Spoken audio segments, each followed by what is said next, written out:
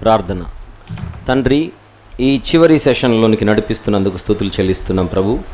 ముగింపు భాగం మీ దీవెనలతో ఈ మాటల ద్వారా నింపి మమ్మను పంపమని వేడుకొనొచ్చు. యేసు ప్రభు వారి దివ్యమైన నామంలో ప్రార్థన సమర్పిస్తున్నాము తండ్రి. ఆమెన్. ఎన్నో సెషన్ ఇది? 14వ session and the last session. Micah గ్రంథం 7వ అధ్యాయం. ఇందులో మనము 5వ సందేశంలో ఉన్నాం. 5వ సందేశంలో 2 భాగాలు, ఆ 2 భాగాలలో 2వ భాగంలో ఉన్నాం. మొదటి భాగం 6వ అధ్యాయం 1వ వచనం నుండి 6వ అధ్యాయంలోనే చివరి వచనమైన 16వ వచనం వరకు ముగించుకున్నాం. ఇప్పుడు 7వ అధ్యాయంలోనికి ప్రవేశిస్తున్నది 7వ అధ్యాయం అయినా మనం ఇంకా అదే సందేశంలో ఉన్నాం. 5వ సందేశం, తీర్పును గూర్చిన 3వ దేవోక్తి. ఆ తీర్పును గూర్చిన 3వ దేవోక్తిలో 2వ భాగం. ఎక్కడి నుంచి ఎక్కడి వరకు? 7వ అధ్యాయం 1వ వచనం నుండి 7వ అధ్యాయం 6వ వచనం వరకు. 7వ అధ్యాయం 1వ వచనం నుండి 7వ అధ్యాయం 6వ వచనం వరకు. ఏంటిక్కడ అని చూస్తే,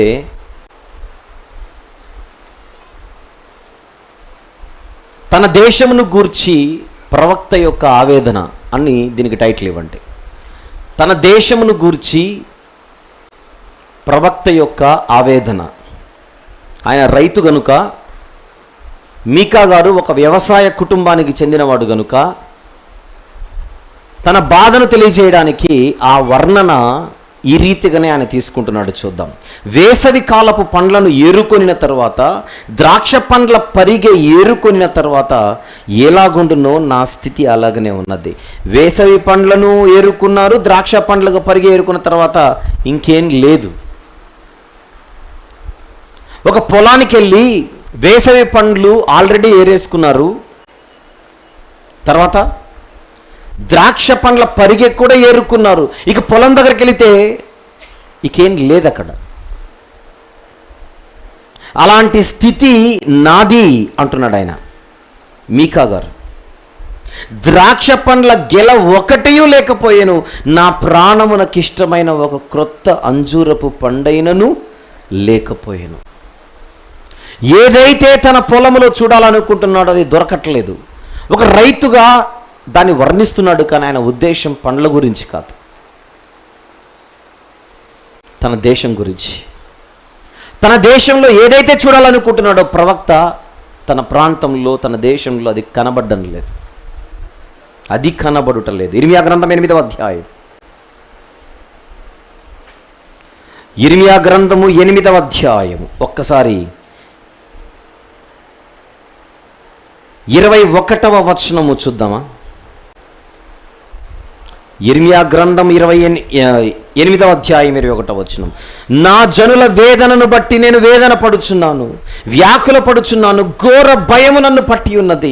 గిలాదులో గుగ్గిలము ఏమీ లేదా, అక్కడ ఏ వైద్యుడును లేడా, నా జనులకు స్వస్థత ఎందుకు కలగకపోవచ్చున్నదని ఇక్కడ ఈ ప్రవక్త బాధపడుతున్నట్టుగా అక్కడ ఆ ప్రవక్త బాధపడుతున్నాడు. 9వ అధ్యాయం 1వ వచనం ఇర్మియా గ్రంథం. నా జనులలో హతమైన వారిని గురించి నేను దివారాత్రము కన్నీరు విడుచున్నట్లు నా తల జలమయముగాను, నా కన్ను కన్నీళ్ళ ఊటగాను ఉండునుగాక. అది బాధ. ప్రజల భయంకరమైన పరిస్థితిని చూస్తున్నప్పుడు ప్రవక్తలు ఎవరైనా, దైవజనులు ఎవరైనా పడే బాధ అదే రీతి ఉంటుందని మనం గమనించాలి. ఇర్మియా గారి బాధదే ఇక్కడ ప్రవక్త అయిన మీకా గారి బాధ అదే. యెషయా గ్రంథం 17వ అధ్యాయం. యెషయా గ్రంథం 17వ అధ్యాయం 6వ వచనం చూద్దాం. ఆయనను ఒలివ చెట్లు దులపగా పై కొమ్మ చివరను 2-3 పండ్లు మిగిలి ఉండునట్లు, ఫలభరితమైన చెట్టున వాలు కొమ్మల యందు 3-4 పండ్లు మిగిలి ఉండునట్లు, దానిలో పరిగె పండ్లుండునని ఇశ్రాయేలీయుల దేవుడైన యెహోవా సెలవిచ్చుచున్నాడు. ఏమీ లేదు. అదే ప్రవక్తల బాధ. అదే ప్రవక్తల బాధ. 28వ అధ్యాయం, యెషయా గ్రంథం 28వ అధ్యాయం. ఒకసారి 4వ వచనము చూద్దాం. 28వ అధ్యాయము 4వ వచనం. ఫలవంతమైన లోయ తల మీదనున్న వాడిపో పుష్పం వంటి దాని సుందర భూషణము వసంతకాలం రాకమునుపు పండిన మొదటి అంజురపు పండు వలె అగును. దాని కనుగొనువాడు దాన్ని చూడగానే అది వాని చేతిలో పడిన వెంటనే అది మృంగివేయబడును. ఒక వ్యవసాయ కుటుంబానికి చెందిన వాడుగా పొలంలోనికి వెళితే ఏమి దొరకపోతే ఆయన మనసు ఎలాగైతే ఉన్నదో దేశం పరిస్థితి అదే. ఏమి చూస్తున్నాడో చూద్దాం. 2వ వచనం. భక్తుడు దేశములో లేకపోయెను, జనులలో యథార్థపరుడు ఒకడును లేడు, అందరూ ప్రాణహాని చేయుటకై పొంచి ఉండువారే. ప్రతి మనుషుడు కిరాతుడై తన సహోదరుని కొరకు వలలు ఒగ్గును. వలలు ఒగ్గును. ఎవడూ లేడు, ఎవడూ లేడు. మిగిలిన భక్తులు కూడా ఇదే పరిస్థితిలో వాళ్ళు బాధపడి వ్రాసిన మాటలు రెఫరెన్సులు రాసుకొని తర్వాత మీరు చూడవలసిందిగా మనవి. యెషయా గ్రంథం 57వ అధ్యాయం 1వ వచనం. 57వ అధ్యాయం 1వ వచనం. కీర్తనల గ్రంథములోని 12వ కీర్తన 1వ వచనం. కీర్తనల గ్రంథములోని 12వ కీర్తన 1వ వచనం. 2వ వచనం కూడా రాసుకోండి, బాగుంటుంది అక్కడ. అదే కీర్తనల గ్రంథంలో 37వ కీర్తన. అదే కీర్తనల గ్రంథంలో 37వ కీర్తన 32వ వచనం. దేశములో భక్తుల కొరత. అసలు కొరత కాదు, అసలు లేరు, భక్తులే లేరు, ఒక్కడూ లేడు. అందరూ ప్రాణహాని చేయుటకై పొంచి ఉండువారే. ప్రతి మనుష్యుడు కిరాతుడై తన సహోదరుని కొరకు వలలు ఒగ్గును. ఇది పరిస్థితి. 2 చేతులతో కీడు చేయ పూనుకొందురు. అధిపతులు బహుమానము కోరుదురు, న్యాయాధిపతులు లంచము పుచ్చుకొందురు. గొప్పవారు తమ మోసపు కోరికను తెలియజేయుదురు. అంటే అధిపతులు దారిలో లేరు. చివరికి న్యాయాన్ని తెలియచేయవలసిన న్యాయాధిపతులు కూడా లంచాలకు మరిగారు. దీని కొరకు ప్రవక్త ఆవేదన. ఇవే మాటలు మీకు యెషయా గ్రంథం 1వ అధ్యాయం 23వ వచనంలో కూడా ఉంటాయి. రేపు ఎప్పుడైనా యెషయా గ్రంథం మాట్లాడుకునేటప్పుడు ఇది మీ కాలో కూడా చూసాం కదా అని మీకు అనిపించాలి, అందుకే ఇస్తున్నాను. ఇప్పుడు మనం చదువుతున్న ఈ వాక్య భాగం యెషయా గ్రంథం 1వ అధ్యాయం 23వ వచనం కూడా ఉంటుంది, గమనించాలి. అదే ఉదయం కూడా చెప్పాను, లంచం గురించి. దేవునికి నచ్చదు. బహుమానం కోసం అధిపతులు, కీడు చేయడం కోసం ప్రధానులు కిరాతకులై క్రూరత్వాన్ని వెళ్ళగక్కుతున్న పరిస్థితి. అలాగున వారు ఏకపట్టుగా నుండి దానిని ముగింతురు. ఒకడు అడిగేవాడు, ఒకడు తీసుకునేవాడు, ఒకడు పంచిపెట్టేవాడు, అవసరమైతే ఒకడు లేపేవాడు. అసలు ఈ కరప్షన్, సోషల్ కరప్షన్ ఎక్కడుంది, ఏ లెవెల్లో ఉంది అని అడిగితే అన్ని లెవెల్స్లో. ఈరోజు మన ముందు కూడా అదే.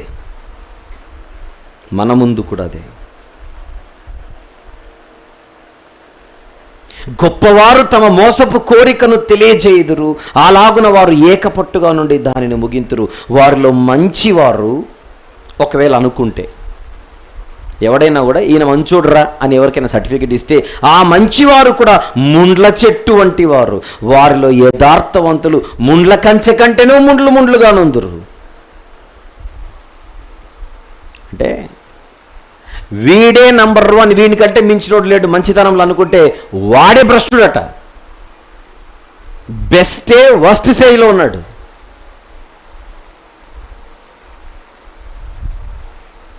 వర్స్ట్ స్టేట్లో ఉన్న బెస్ట్ పీపుల్.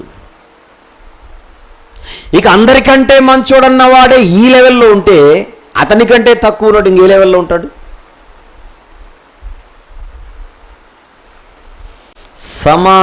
సమాజం భ్రష్టు పట్టిపోయింది చూడండి. అన్ని లెవెల్స్లో భ్రష్టు పట్టింది. అందుకే ప్రవక్త ఆవేదన, అందుకే ప్రవక్త ఆవేదన. నీ కాపరుల దినము, నీవు శిక్షనందు దినము వచ్చుచున్నది, ఇప్పుడే జనులు కలవరపడుచున్నాడు. It's coming very soon. త్వరలో ఉంది ఆ దినం, డూమ్స్ డే. యూదులకు డూమ్స్ డే, యెరూషలేముకు వినాశన దినం. ఎవ్వడిని నమ్మే పరిస్థితి లేదు. చూడండి కింది మాట, స్నేహితుని యందు నమ్మిక ఉంచవద్దు, ముఖ్య స్నేహితుని నమ్ముకొనవద్దు. నీ కౌగుటిలో పండుకొని ఉన్న దాని ఎదుట నీ పెదవుల ద్వారమునకు కాపు పెట్టుము. అసలు పక్కవాడు అన్నవాడు ఎవ్వడిని నమ్మే పరిస్థితులు ఈరోజు దేశంలో లేవు. కుటుంబ పరిస్థితి, కుమారుడు తండ్రిని నిర్లక్ష్యపెట్టుచున్నాడు, కుమార్తె తల్లి మీదికిని, కోడలు అత్త మీదికిని లేచెదరు, ఎవరి ఇంటి వారు వారికే విరోధులగుతారు. కుటుంబాలు బాగలేవు, వ్యక్తులు బాగలేరు, సొసైటీ సరిగా లేదు.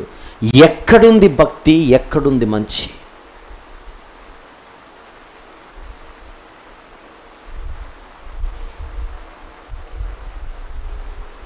మొత్తం వైరస్ లాగా స్ప్రెడ్ అయిపోయింది కరప్షన్.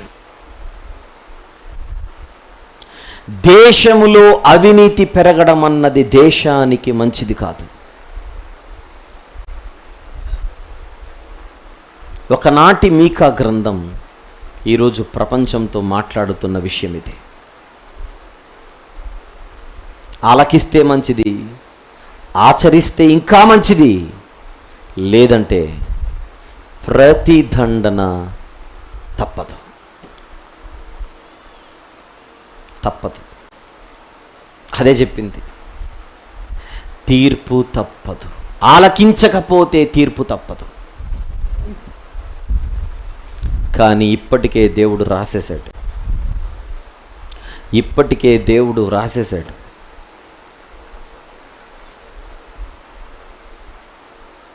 ఏంటి? 7వ అధ్యాయం 1వ వచనము నుండి 7వ అధ్యాయం 6వ వచనం వరకున్న పోర్షన్ ఏంటి? ఈ పార్ట్ దేశమును గూర్చి ప్రవక్త యొక్క ఆవేదన. ఆ ఆవేదన నోరు తెరిచేలా చేస్తుంది. ఆ ఆవేదన కనీసం కొన్ని మాటలైన సమాజానికి తెలియజేసే పరిస్థితిలో నిలబెడుతుంది.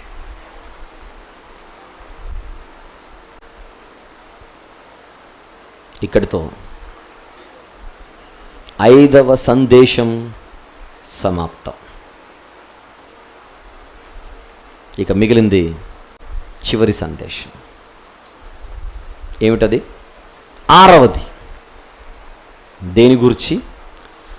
విడుదలను గూర్చిన 3వ దేవోక్తి. విడుదలను గూర్చిన 3వ దేవోక్తి.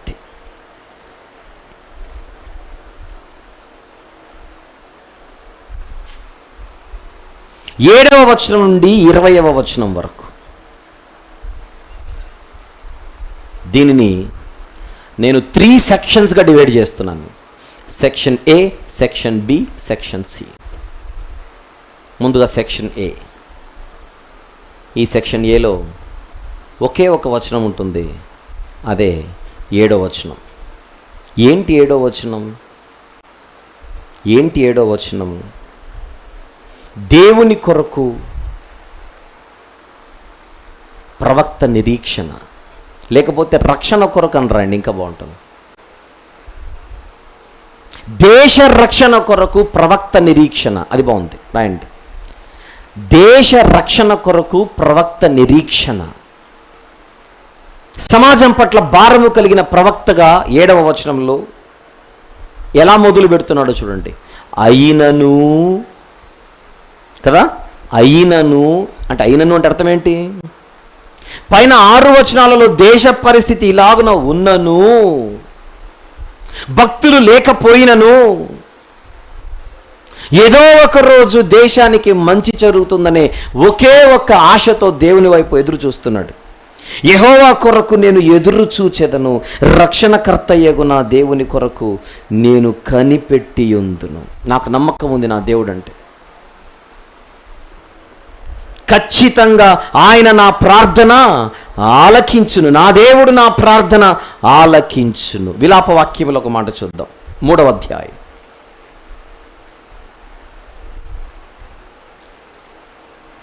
విలాప వాక్యములు 3వ అధ్యాయం 19వ వచనము. మీరు రాసుకుంటుంటే 19 నుంచి 24 వచనములు రాసుకోండి. 19 నుంచి అంత అవసరం లేదు, ప్రార్థన చేస్తున్నాడు అక్కడ. నా శ్రమను, నా దురవస్థను, నేను త్రాగిన మాచిపత్రిని, చేదును జ్ఞాపకం చేసుకో. ఎడతెగక నా ఆత్మ వాటిని జ్ఞాపకం చేసుకుని నాలో కృంగి ఉన్నది. అది నాకు ఇంకను జ్ఞాపకం ఉన్నది కదా, నేను దీని జ్ఞాపకం చేసుకున్నగా నాకు ఆశ పుట్టుచున్నది. యెహోవా కృప గలవాడు, ఆయన కృప గలవాడు గనుక. అదే చెప్పాను నేను మొదటి నుంచి, అదే చెప్తున్నాను. బండి దేవునికి కోపం పుడుతుంది మనం పాపం చేసినప్పుడు. పాపం ఎక్కడ ఉండునో వెంటనే అక్కడ ఒక అవకాశం ఉంటుంది. ఏమిటది? దేవుని కృప. అది బాగా తెలిసిన మీకా గారు ఆ కృప కొరకు ఎదురు చూస్తున్నాడు. అవును ప్రభువా, నిజమే, నా దేశం తప్పు చేసింది, పాపం చేసింది, కానీ నువ్వు అవకాశం ఇస్తావుగా, నువ్వు అవకాశం ఇస్తావుగా.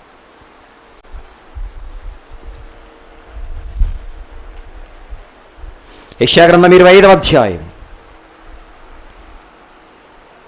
యెషయా గ్రంథం 25వ అధ్యాయం 9వ వచనము చూద్దాం. ఆ దినమున జనులు ఇలాగందురు, ఇదిగో మనలను రక్షించునని మనము కనిపెట్టుకుని ఉన్న మన దేవుడు, మనము కనిపెట్టుకుని యెహోవా ఈయనే, ఆయన రక్షణను బట్టి సంతోషించి ఉత్సహింతుము. అలాంటి భావనే ఈరోజు నాకుందంటున్నాడు ప్రవక్త. అలాంటి భావనే.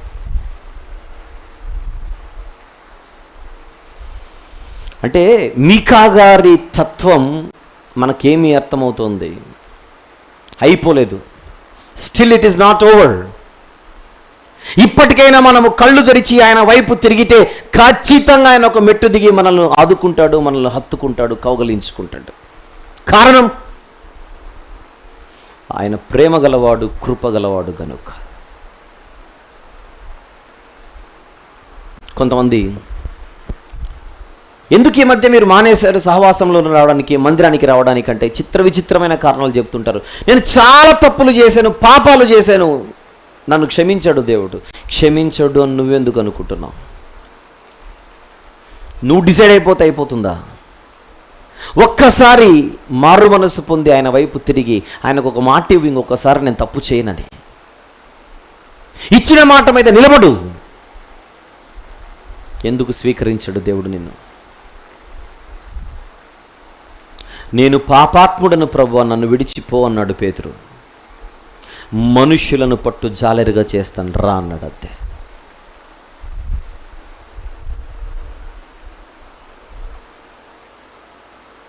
అలాంటి ఆలోచనలతో సతమతం అవుతూ నేను తప్పులు చేశాను, పొరపాటు జరిగింది, ఏదో జరిగిపోయింది, ఇలాంటి నన్ను దేవుడు క్షమిస్తాడా నువ్వు అనుకుంటుంటే నీ కోసం ఆయన సిద్ధంగా ఉన్నాడు. Get ready. ప్రవక్తకున్న ఆశది. విడుదలను గూర్చిన 3వ సందేశం. సెక్షన్ ఏ, రక్షణ కొరకు, దేశ రక్షణ కొరకు ప్రవక్త నిరీక్షణ. ఇది వెళదాం. Section B. సెక్షన్ బి 8వ వచనం నుండి 13వ వచనం వరకు. 8వ వచనము నుండి 13వ వచనం వరకు.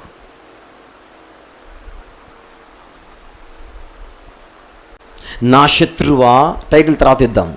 నా మీద అతిశయింపవద్దు, నేను క్రింద పడినను తిరిగి లేతును, నేను అంధకారమందు కూర్చున్నను, యెహోవా నాకు వెలుగుగా ఉండును. ఇక్కడ నా శత్రువా, నా మీద అతిశయించవద్దు, నేను క్రింద పడినను. ఈ నేను అంటే ఒక వ్యక్తి కాదు. ఇశ్రాయేలు జనాంగమంతటి పక్షాన వకాల్తా పుచ్చుకొని మీకా గారు ఒక జనాంగపు ప్రతినిధిగా ప్రాతినిధ్యం వహిస్తూ చెబుతున్నమాట. నా అనగానే దేశ జనాంగం అంతటిని మీరు మనసులో పెట్టుకోవాలి. నా శత్రువా, నా మీద అతిశయించవద్దు, నేను క్రింద పడినను తిరిగి లేచెదను కదా. ఇశ్రాయేలీలు పడిపోతే, యూదులు పడిపోతే ఆనందించేవారు చుట్టూ ఉన్నారని మనం ఉదయం చూసాం. కానీ మీరు అలా ఫీల్ అవ్వాల్సిన అవసరం లేదంటున్నాడు. ఇశ్రాయేలీలందరూ మాట్లాడుతున్నట్టుగా, నేను అంధకారమందు కూర్చున్నను, యెహోవా నాకు వెలుగుగా ఉండను. కారణం, నేను యెహోవా దృష్టికి పాపము చేసి తిని గనుక ఆయన నా పక్షమున వ్యాజ్యమాడి నా పక్షమున న్యాయము తీర్చు వరకు నేను ఆయన కోపాగ్నిని సహింతును. కరెక్టే. ఇప్పుడు పడిపోయాను. పడిపోవడానికి గల కారణం, నేను తప్పు చేశాను, నా తప్పును బట్టి ఆయన శిక్షించాడు. కానీ ఇది శాశ్వతమైన శిక్ష కాదు. ప్రస్తుతానికి నేను చీకటిలో పడిపోయాను, కానీ నన్ను శిక్షించిన వాడే నాకు వెలుగై నాకు త్రోవ చూపుతాడు. నువ్వు ఆనందించాల్సిన అవసరం లేదు.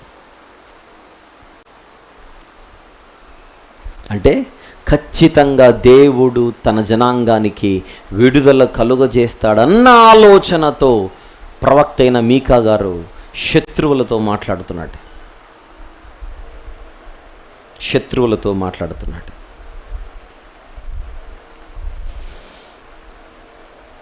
నా శత్రువు దానిని చూచును. దేనిని చూచును? ఆయన నాకు వెలుగుగా నిలబడడం నా శత్రువు చూస్తాడు. ఆయన నాకు విడుదల దయచేయడం ఈ శత్రువులు చూస్తారు ఖచ్చితంగా. చూసి నీ దేవుడైన యెహోవా ఎక్కడని నాతో అనినది అవమానమునందును. అడుగుతారు శత్రువులు, ఎక్కడ నీ దేవుడు? అబ్బో నీ దేవుడు చాలా గొప్పోడని అందరూ అంటారు. మరి ఏమయ్యాడు నీ దేవుడు? ఈరోజు బబులోనులో పడిపోయావు నీవు. సియోనును చూచి, యెరూషలేము వాసులను చూసి శత్రువులు అనుకునే మాటలు. ఇశ్రాయేలు దేవుడు చాలా గొప్పోడట. పాపం మీ అమాయకులకు తెలియంది, వీళ్ళని పంపించింది ఆయన. పంపించిన వాడే తిరిగి తీసుకొని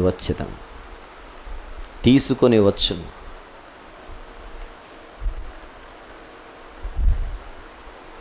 కీర్తనకారులు కూడా చాలామంది వారి దురవస్థలలో శత్రువులు ఇలా అడిగేవారట, ఏమాయన్ నీ దేవుడు.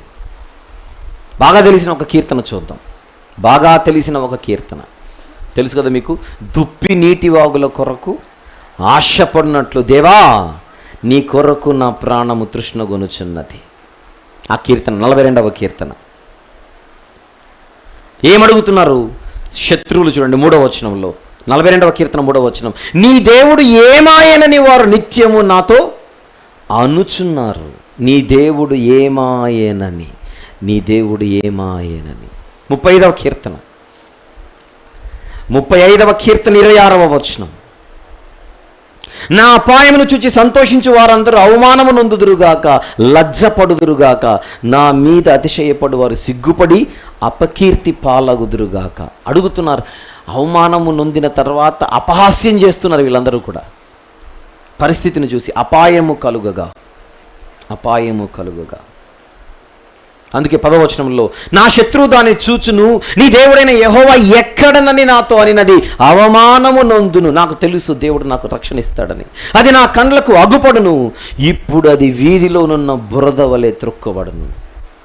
ఎప్పుడైతే దేవుడు ఇశ్రాయేలీలకు లేదా యూదులకు విడుదల దయచేస్తాడో ఆ రోజు శత్రువుల మాటలు, వారి స్థితి, వారి అతిశయం, వారి గర్వం వీధిలో త్రొక్కబడుతుంది. ఇశ్రాయేలీల పక్షాన ప్రవక్తకున్న నిరీక్షణ, అది ఖచ్చితంగా జరుగుతుందన్న భరోసా. నీ భరోసాకు కారణం ఏంటి అని అడిగితే, దేవుడు కృపగలవాడు, మారితే ఖచ్చితంగా తీసుకొని వస్తాడు. బబులోనికి వెళ్ళినా తీసుకొని వస్తాడు, నో డౌట్. ఐగుప్తులో నుంచి బయటికి తీసుకొని వచ్చిన దేవుడే బబులోను నుండి నిన్ను బయటికి తీసుకొని వస్తాడు. ఆ భరోసాతో మాట్లాడుతున్న మాటలు ఇవి. మాట్లాడుతున్నాడు ఇంకా, నీ గోడలు మరలా కట్టించు దినము వచ్చుచున్నది, అప్పుడు నీ సరిహద్దు విశాలపరచబడును. యెరూషలేమా మాట్లాడుతున్నాడు ప్రవక్త.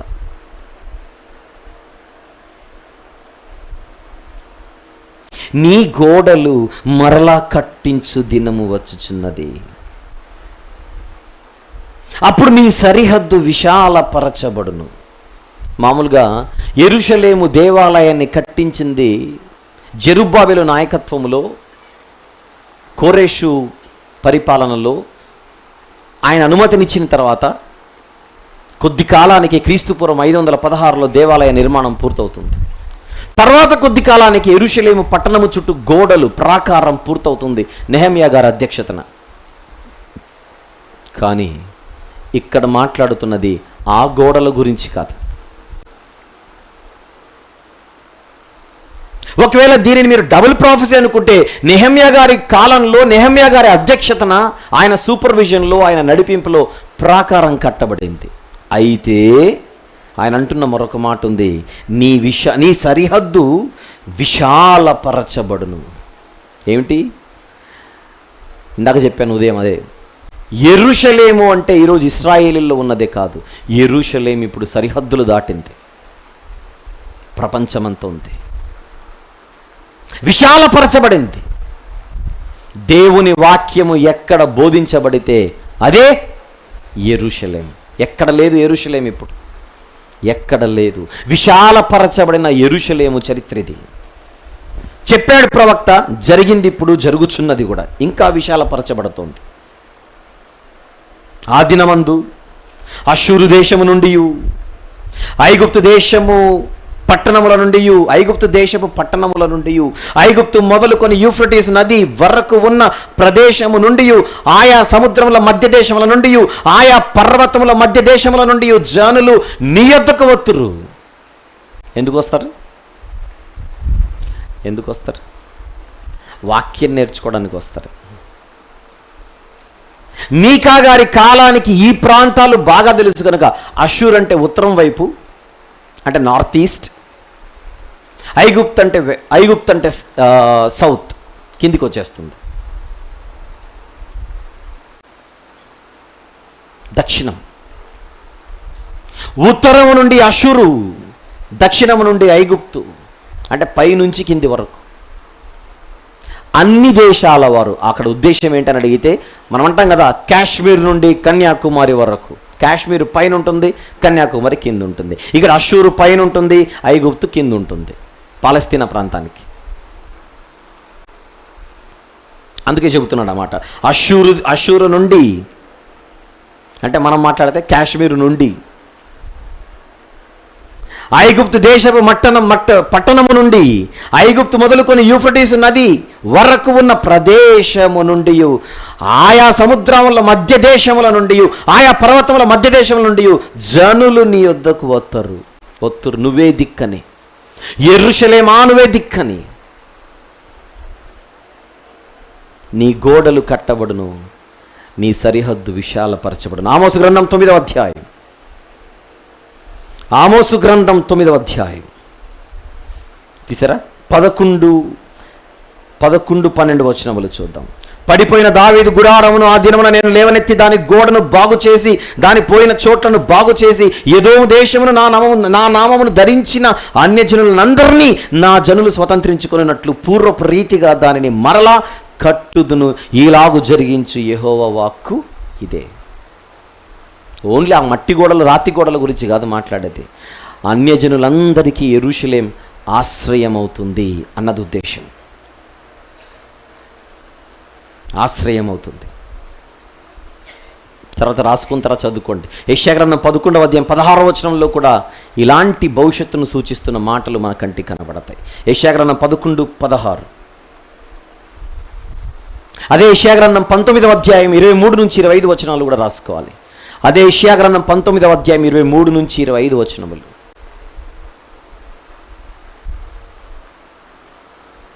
నూతన యెరూషలేం, ప్రపంచమంతున్న నూతన యెరూషలేం. ఈ యెరూషలేములోనికి ఎవరెవరు వచ్చుచున్నారు ఇప్పుడు? అష్షూరు నుండి, ఐగుప్తు నుండి, ఆయా సముద్రాల నుండి, ఆయా పర్వతాల నుండి, అంటే ప్రపంచవ్యాప్తంగా అన్ని ప్రదేశాల నుండి ఈరోజు ఎక్కడ ప్రవేశం జరుగుతోంది? యెరూషలేములోనికి ప్రవేశం జరుగుతోంది. ఏమిటా యెరూషలేము? క్రీస్తు సంఘం క్రీస్తు సామ్రాజ్యం.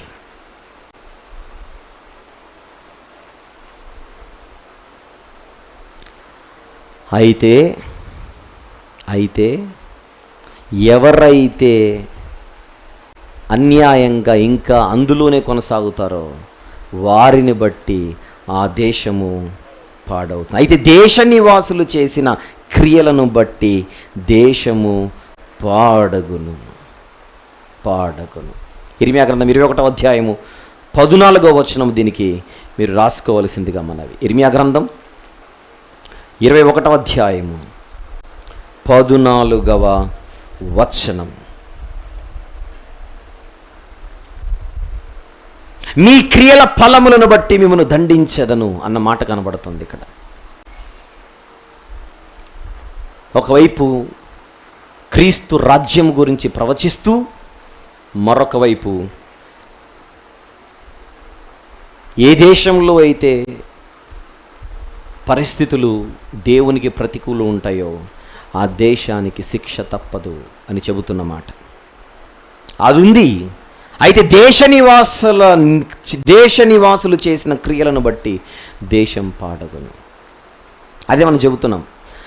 ఎక్కడైతే విడుదలకు సంబంధించిన సమాచారం, సందేశం ఉంటుందో భవిష్యత్తు మీకు బాగుంటుంది, కానీ ప్రస్తుతానికి ఇదైతే తప్పదు. అదే కదా మనం ఇంతకుముందు కూడా చూసింది. విడుదలకు సంబంధించి మీకు భవిష్యత్తు సూపర్, కానీ ప్రస్తుతం అయితే అనుభవించాల్సిందే. ఎందుకు? ఇప్పుడు దేశ నివాసులు చేసిన చెడుతనం దేశం మీద భయంకరమైన పాపమై కూర్చుంది.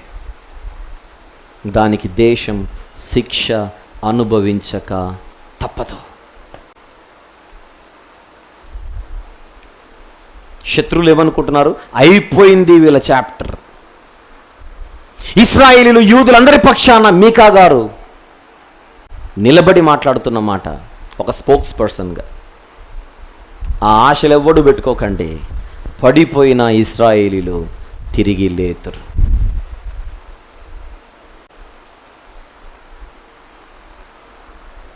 రాసుకోండి సెక్షన్ బికి టైటిల్, ఇశ్రాయేలీయుల విజయమును గురించి ప్రవక్త యొక్క ప్రవచనం.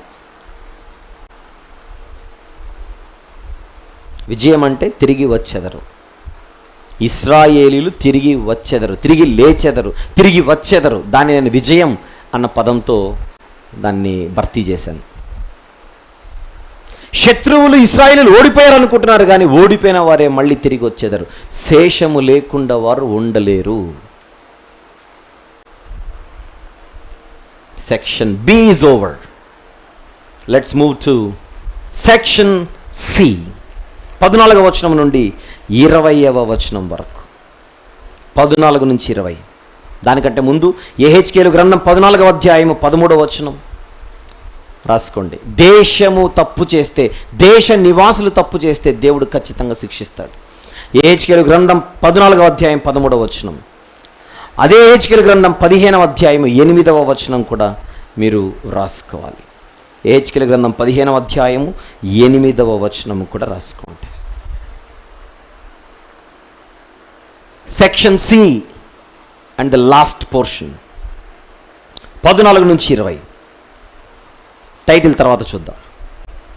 నీ చేతి కర్ర తీసుకొని నీ జనులను కర్మెలునకు చేరిన అడవిలో ప్రత్యేకముగా నివసించు నీ స్వాస్థ్యపు వారిని మేపుము. బాషానులోను గిలాదులోను వారు పూర్వకాలమున మేసినట్టు మేయుదురు. ఇది దేవుని మాట. ఇది దేవుని మాట.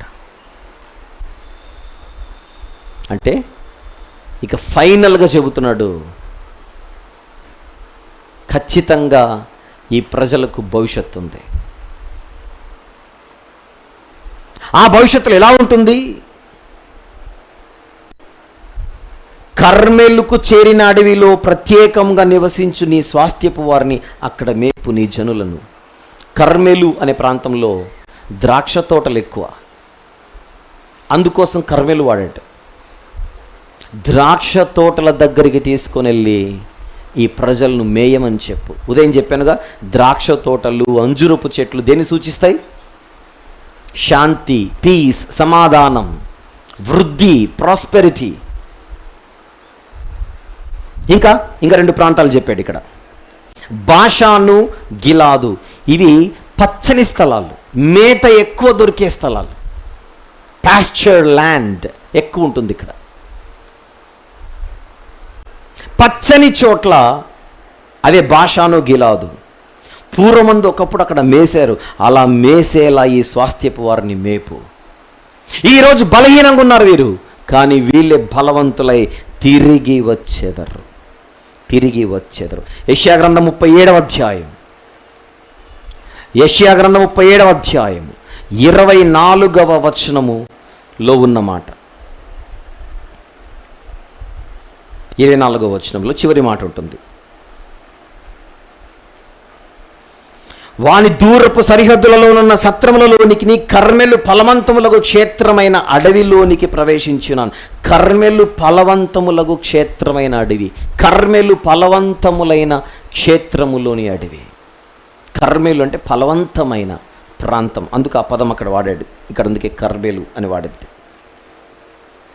15వ వచనం, ఐగుప్తు దేశంలో నుండి నీవు వచ్చినప్పుడు జరిగినట్టుగా నేను జనులకు అద్భుతములు కనుపరుతును.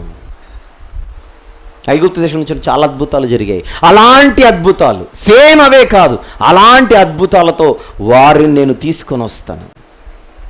అలాంటి అద్భుతాలను నేను చూపిస్తాను. అన్యజనులు అది చూచి తమకు కలిగిన బలము ఎంత కొంచెమని సిగ్గుపడి నోరు మూసుకొందురు, వారి చెవులు చెవుడెక్కిపోవును. ఇవి దేవుని మాటలు. ఏవి దేవుని మాటలు? 14, 15, 16 వచనములు. ఇవి దేవుని మాటలు. తన ప్రజలపై, తన ప్రజలను గూర్చి దేవుడు తెలియజేస్తున్న అంతిమ దీవెనలివి ఈ గ్రంథానికి, ఈ పుస్తకానికి. తన ప్రజలను గూర్చి దేవుడు వెల్లడిపరుస్తున్న అంతిమ దీవెనలు. అప్పుడు ఈ యూదులను, ఇశ్రాయేలు నేను తీసుకొని వస్తుండగా బలముతో, అప్పుడు అన్ని జనులు చూసి ఇదేనా మా బలమని వారి బలమును చూసి వారు సిగ్గుపడెదరు. అలా తీసుకొని వస్తాను. కేవలం అది కోరేషు ద్వారా వచ్చిన విడుదల గురించి మాత్రమే కాదు ఆయన మాట్లాడుచున్నది. అల్టిమేట్ ఫ్యూచర్ ప్రభువైన యేసుక్రీస్తు వారు వచ్చిన తర్వాత దేవుని ఇశ్రాయేలు అంటే మనం, ప్రపంచమంతా ఉన్నారు, ఆత్మీయ ఇశ్రాయేలు బలాన్ని చూసి వీరిని ఎవరు ఆపగలరు? ఈరోజు ప్రపంచంలో పరిస్థితి అలాగనే ఉంది. దేవుని పిల్లలది. దేవుని పిల్లలంటే క్రైస్తవులు. ఈరోజు క్రైస్తవుల పరిస్థితి ఎవరు చూసినా క్రైస్తవ్యాన్ని ఎవ్వరు కూడా సమాధి చేయలేరని ఒప్పుకొని తీరాల్సిందే, రూపు మాపలేరని ఒప్పుకొని తీరాల్సిందే. ప్రపంచంలో ఈరోజు majority of the population are Christians.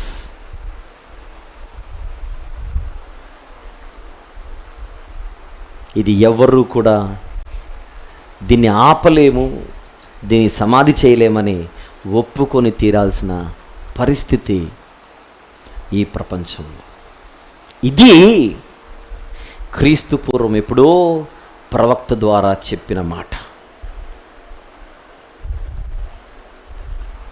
గుర్తుపెట్టుకోండి. 14, 15, 16 వచనములు దేవుని మాటలు. మళ్ళీ గ్రంథంలో 7వ అధ్యాయంలో 14, 15, 16 వచనములు దేవుని మాటలు. 17 నుంచి 20 వరకు ప్రవక్త అయిన మీకా గారి మాటలు. 16వ వచనముతో దేవుడు మాట్లాడడం క్లోజ్ చేశాడు, అయిపోయింది దేవుని మాటలు. 16వ వచనముతో దేవుడు చెప్పడం అయిపోయింది. వాళ్ళు చేస్తున్న తప్పులు ఇవి ఇవి ఇవి ఇవి అని మొదటి అధ్యాయం నుంచి, అంటే ఉన్నత స్థలాల నుంచి చెప్పుకుంటూ వచ్చాడు. వ్యక్తులు, కుటుంబాలు, సమాజం, సంఘం అన్నీ చెప్పాడు. అన్నీ చెప్పిన దేవుడు 16వ వచనముతో 14, 15, 16 ఒకటే చెప్పాడు. కర్ర తీసుకో మీకా, కర్మెల దగ్గర తీసుకొని వెళ్ళి గొర్రెలను మేపు. బాషాను కదా, గిలాదు ఈ ప్రాంతాలలో వారిని మేయమని చెప్పు. ఒకనాడు ఐగుప్తు నుంచి నేను తీసుకొని వచ్చినప్పుడు ఎలాంటి అద్భుతాలు చేశానో అవన్నీ వీళ్ళ పట్ల చేస్తాను. అలాంటివి వీళ్ళ బలాన్ని చూసి అందరూ అనుకుంటారు, ఈ బలము ముందు మా బలం ఎంత అని నేను చెప్పాలనుకున్నవి చెప్పేశాను. Micah, it is closed, it is over.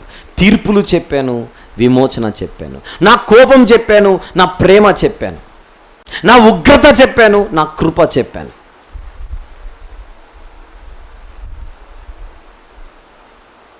అప్పుడు మీకా గారు మాట్లాడుతున్నారు ఏమని? సర్పములాగున వారు మన్ను నా కుదురు, భూమి మీద ప్రాకు పురుగుల వలె తమ ఇరవులలో నుండి వణుకుచు ప్రాకి వత్తురు, మన దేవుడైన యెహోవా యొద్దకు భయపడుచు వత్తురు, నిన్ను బట్టి భయము నొందుతారు. అర్థమైంది ప్రభువా, అర్థమైంది నాయన. నీ బలమేంటో తెలుసుకున్న వారు నీ యొద్దకు వస్తారు భయపడుచు. ఇది భవిష్యత్, నాకు అర్థమైంది.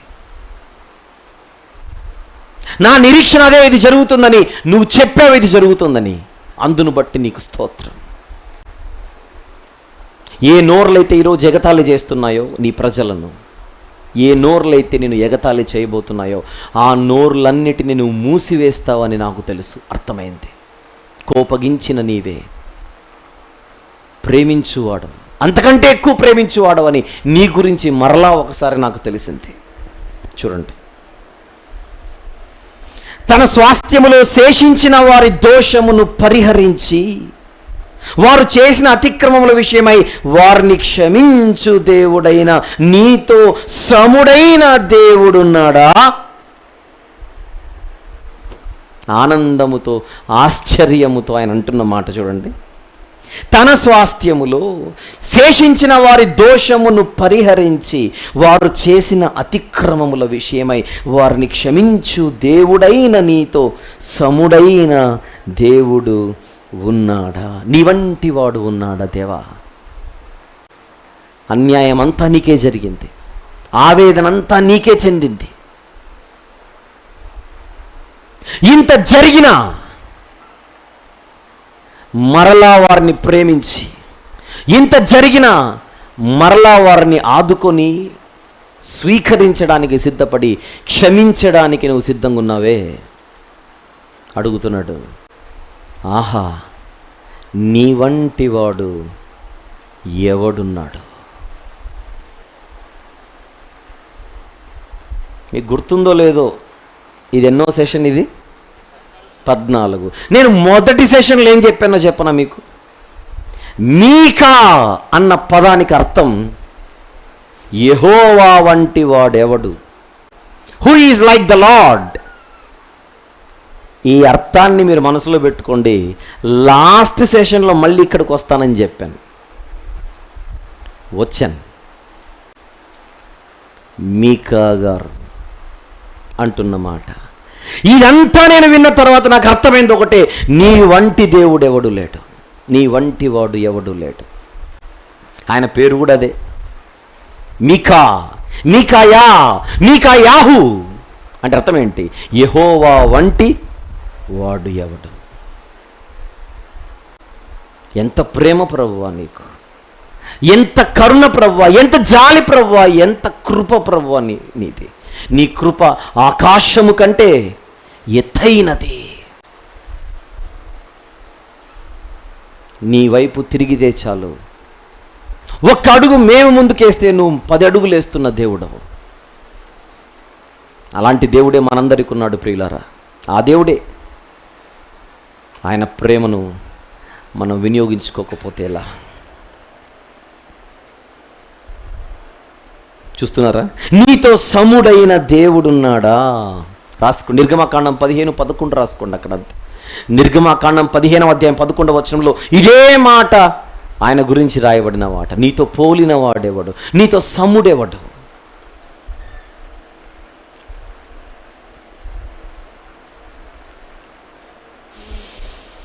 నీలా క్షమించే దేవుడు ఎక్కడున్నాడు? చాలా గొప్ప మాట అది.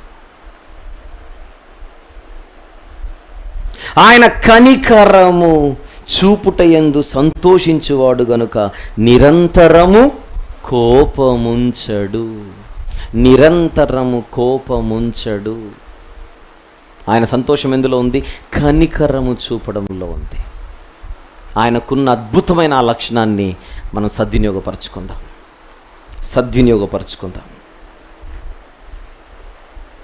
103వ కీర్తన ముగిద్దాం. 103వ కీర్తన 8వ వచనం 9వ వచనం చూస్తే, యెహోవా దయాదాక్షిణ్యపూర్ణుడు, దీర్ఘశాంతుడు, కృపా సమృద్ధి గలవాడు. ఆయన ఎల్లప్పుడూ వ్యాజ్యమాడువాడు కాడు, ఆయన నిత్యము కోపించువాడు కాడు. 13వ వచనంలో కూడా అదే మాట. తండ్రి తన కుమారుల ఎడల జాలిపడినట్లు యెహోవా తన యందు భయభక్తులు గలవారి ఎడల జాలిపడును. ఇప్పుడు ఆయన జాలి, ఆయన కృప మనకు దొరకాలంటే మనం చేయవలసింది ఒకటి, తిరిగి ఆయన వైపు మనము తిరగాలి, ఆయన తట్టు మనము తిరగాలి. క్షమించు ప్రభువా అని అడిగి, అతిక్రమములను దాచిపెట్టక వాటిని ఒప్పుకొని విడిచిపెట్టి క్షమించు ప్రభువా అంటే క్షమించడానికి సిద్ధంగా ఉన్న దేవుని అపారమైన అద్భుతమైన గుణం ఇది. వినియోగించుకుందాం. 19వ వచనం, ఆయన మరలా మన యందు జాలిపడును, మన దోషములను అణచివేయును, వారి పాపములన్నిటినీ సముద్రపు అగాధములలో నీవు పడవేతు. మా కోసం నువ్వు ఒక భవిష్యత్తు రాసి పెట్టావు. మేము నశించడం నీకు ఇష్టం లేదని మాకు తెలుసు. మేము నశించడం నీకు ఇష్టం లేదు. యెహెజ్కేలు గ్రంథం 33 బాగా తెలిసిన మాట. యెహెజ్కేలు గ్రంథము 33వ అధ్యాయం 11వ వచనం చదువుతున్నాను. 11వ వచనం, కాగా వారితో ఇట్లనుము నరపుత్రుడా అంటున్నాడు. నరపుత్రుడా నీవిట్లనుము, నా జీవము తోడు దుర్మార్గుడు మరణము నొందుట వలన నాకు సంతోషము లేదు.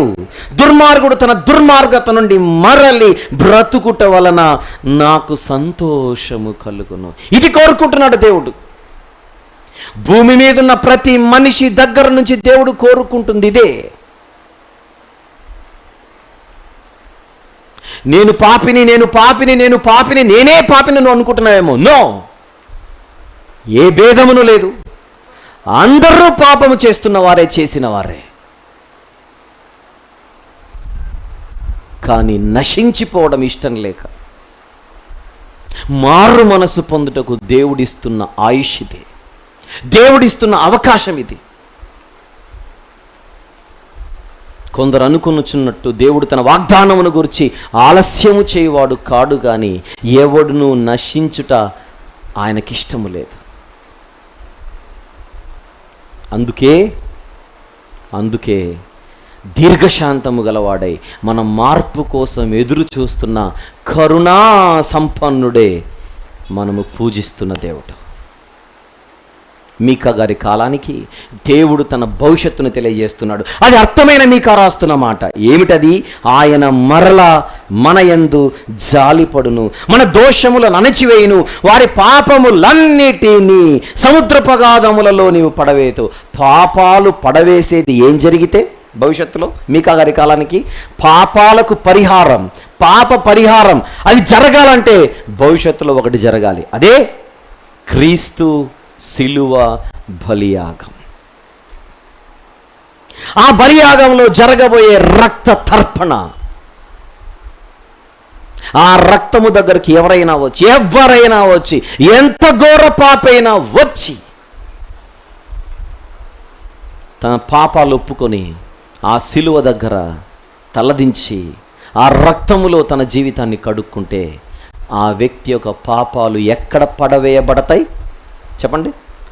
ఎక్కడ పడవేయబడతాయి? సముద్రపు అగాధములలో నీవు పడవేతు. ఈరోజు బాప్తిస్మము తీసుకోవడానికి సిద్ధపడుతున్న మీరు ఎవరైతే ఉన్నారో, మీరు బ్యాప్టిజం నిజంగా పాపక్షమాపణ కొరకే మీరు తీసుకుంటూ ఉంటే, మారు మనసు పొంది పాపక్షమాపణ కొరకు తీసుకోవడానికి మీరు సిద్ధంగా ఉంటే, ఈ రోజుతో ఇంతవరకు మీరు చేసిన పాపాలన్నీ కూడా, ఏ పాపాలు? మాట వలన, ఊహ వలన, ఆలోచన వలన, తలంపు వలన, నడత వలన అన్ని పాపాలు, పాపములన్నిటినీ అన్నాడు అక్కడ. ఆ పాపములన్నిటినీ ఈరోజు దేవుడు సముద్రపు అగాధములో పడవేయబోచున్నాడు. అమ్మయ్య, రేపటి నుంచి మళ్ళీ ఫ్రెష్గా ఇంకా కొత్తవి స్టార్ట్ చేయొచ్చు అనుకోకూడదు. నీ పాపపు జీవితాన్ని ఈరోజు నువ్వు సమాధి చేస్తే ఆ పాప పురుషుడు చచ్చిపోయాడు. ఆ పాప పురుషుడు నువ్వు పాతి పెడుతున్నావు. మళ్ళీ ఆ పాప పురుషుణ్ణి నిద్ర లేపకూడదు. అది నీ కర్తవ్యం. ఇంత దయగలవాడు, ఇంత దయాదాక్షిణ్యపూర్ణుడు తానే ఒక మెట్టు దిగి శిక్షకు పాత్రులమైన మన కోసం. అదే కదా ఇక్కడ యూదులు శిక్షకు పాత్రులు, మనుషులంతా శిక్షకు పాత్రులే. శిక్షకు పాత్రులైన వారిని హక్కున చేర్చుకోవడానికి మరలా ఆయనే ముందుకొస్తుంటే, ఆయన ఒక మెట్టు దిగాడని ఆయనను తక్కువ అంచనా చేస్తే తరువాత దాని పర్యవసానాలు ఎదుర్కోక తప్పదు. బబులోను చెరలో నుంచి రావడం అది చిన్నది, ఆ విడుదల చిన్నది. పాపాల నుండి విడుదల అమోఘమైనది. బబులోను చెర నుండి విడుదల కోరేషు ద్వారా, పాపము నుండి విడుదల ప్రభువైన యేసు క్రీస్తు వారి ద్వారా. పాపానికి విడుదల ఎక్కడ దొరుకును? సిలువ యొద్ద దొరుకును. ఆ సిలువ సువార్తతోనే మీకా గ్రంథం ముగించబడుచున్నది. గమనించండి మీరు, ముగించబడుచున్నది. ఇది సిలువ బలియాగ సువార్త, క్రీస్తు బలియాగ సువార్త. వారి పాపములన్నిటినీ సముద్రపగాధములలో నీవు పడవేతువు. చివరి వచనం, పూర్వకాలమున నీవు మా పితరులైన అబ్రాహాము యాకోబులకు ప్రమాణము చేసిన సత్యమును కనికరమును నీవు అనుగ్రహింతువు.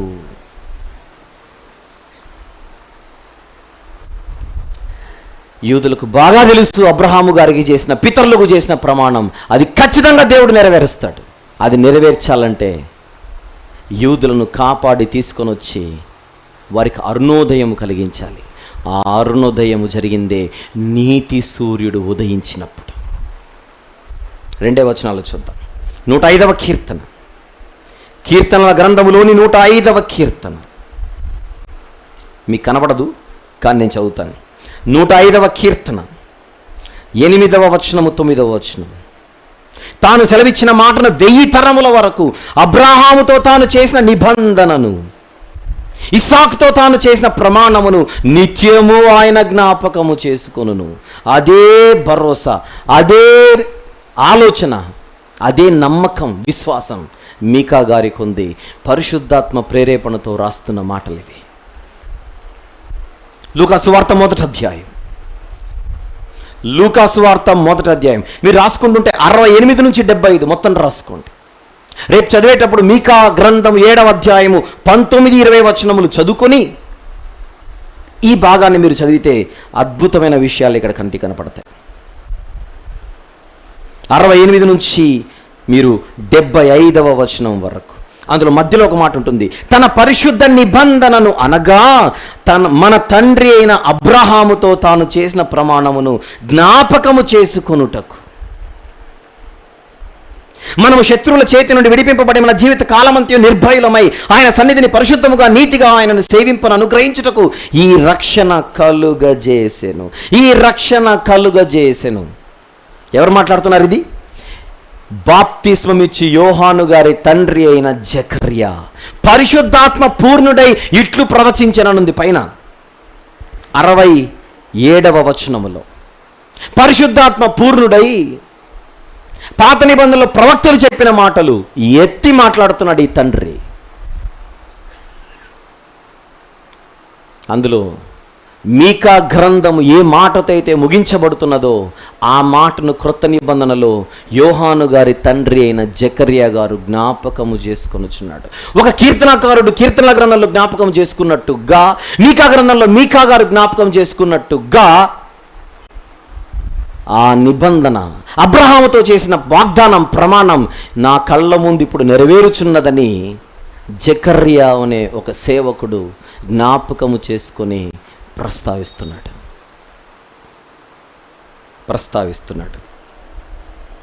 పూర్వకాలమున నీవు మా పితరులైన అబ్రహాము యాకోబులకు ప్రమాణము చేసిన సత్యమును కనికరమును నీవు అనుగ్రహింతువు. ఎవరి ద్వారా అనుగ్రహింతువు? పాప క్షమాపణ ఎవరి ద్వారాను అనుగ్రహింతువు? ప్రభువైన యేసుక్రీస్తు వారి ద్వారా. ప్రవక్తలు ఎవరైనా, దైవజనులు ఎవరైనా, సేవకులు ఎవరైనా, పుస్తకం ఏదైనా ఒకటే చెబుతున్నది, సారాంశం ఒకటే. ప్రవక్తల గ్రంథాలన్నీ చెబుతున్నది ఒకటే, నువ్వు పాపివి, నీవు పాపివి. దేవుని తీర్పుకు, దేవుని శిక్షకు, దేవుని ఉగ్రతకు నీవు, నేను, మనము పాత్రులం. ఆ పాపానికి పరిహారం ఒకే ఒక అడ్రస్, అదే క్రీస్తు యేసు ప్రభుల వారు కార్చిన రక్తం, ఆయన ఎక్కిన సిలువ.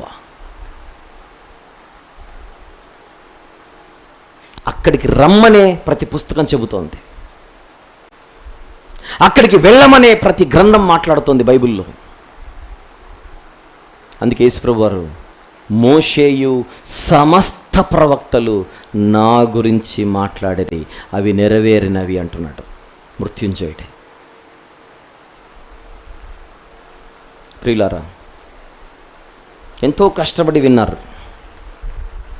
మొదటి రోజు నుంచి 14 సెషన్స్, 7 అధ్యాయాలు, 3 భాగాలు, 6 సందేశాలు,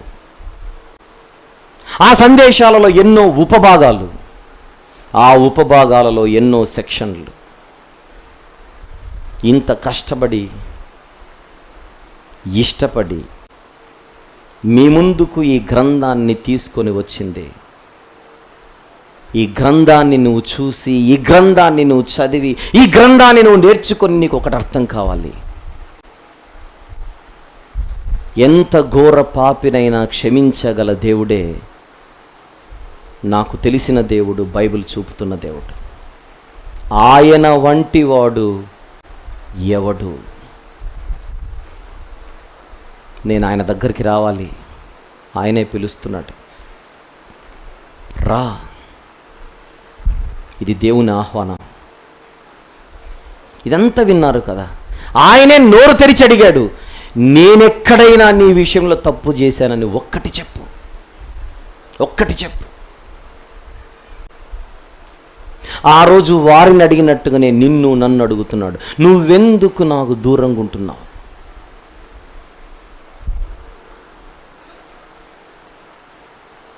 ఈ 5వ వాక్యపు పండుగలు,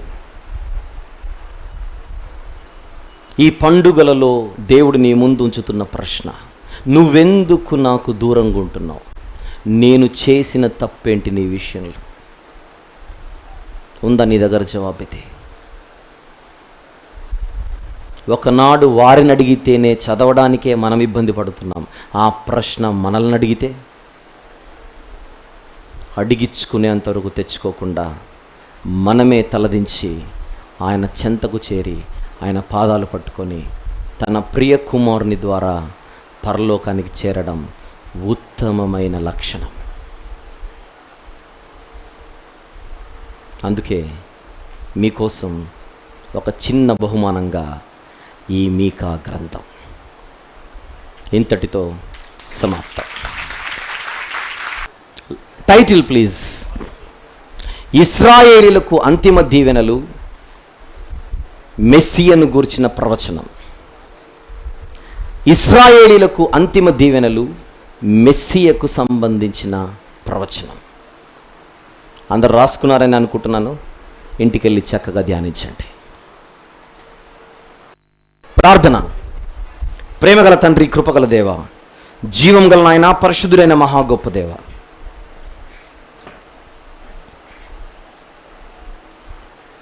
మీకా గ్రంథ వివరణ కోసం మీ పాదాలు పట్టుకొని మేము కూర్చున్నాం. 6 రోజుల సమయాన్ని తీసుకున్నాం. ఈ సమయాన్ని మీరు దీవించి, మా కొరకు ఆశీర్వదించి, తండ్రి ఈ గ్రంథాన్ని మాకు బహుమానంగా ఇచ్చారు. విని